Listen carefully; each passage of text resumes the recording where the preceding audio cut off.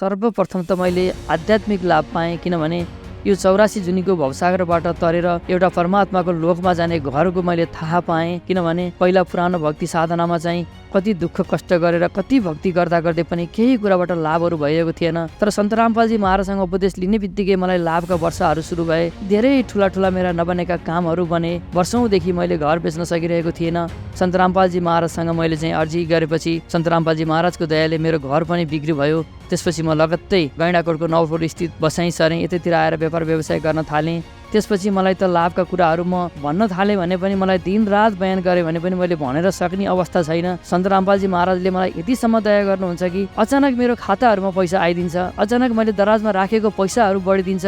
म कसलाई गएर सुनाउँ, कसलाई गएर भनौँ। सन्त रामपालजी महाराजले मलाई गर्नुभएको चमत्कारहरू भन्दा भन्दै मेरो ओठ तालु नै सुक्छ। मलाई यात्रामा हिँड्दाखेरि सन्त रामपालजी महाराजले ठुला ठुला दुर्घटनाहरूबाट बचाउनु भएको छ। एक दिन मलाई ब्रेक फेल भएको गाडीले आएर चाहिँ घिसार्दै लगेर कमसे कम मलाई 200 मिटर परसम्म गाडीले घिसार्दै लग्यो। साथीहरू सबैजना चाहिँ यसलाई आज गाडीले मार्यो भनेर सबैजना उठाउन आएका थिए। तर त्यो अवस्थामा म जस्ताको तस्तै सकुशल थिएँ। म चढेको गाडीलाई पनि केही भएको थिएन, मलाई पनि केही भएको थिएन। तर वरिपरि बसेका अरू साथीहरूको गाडीलाई उनीहरूलाई चाहिँ चोटपटक लागेको थियो। उनीहरूको गाडीमा पनि केही क्षति भएको थियो। तर मलाई त्यस्तो अवस्थामा पनि सन्त रामपालजी महाराजले पल पलमा जोगाउनु भएको छ। लाभको गणनाहरू त म गरेरै सक्दिनँ। अनेक लाभ दिनुभएको छ सन्त रामपालजी महाराजले।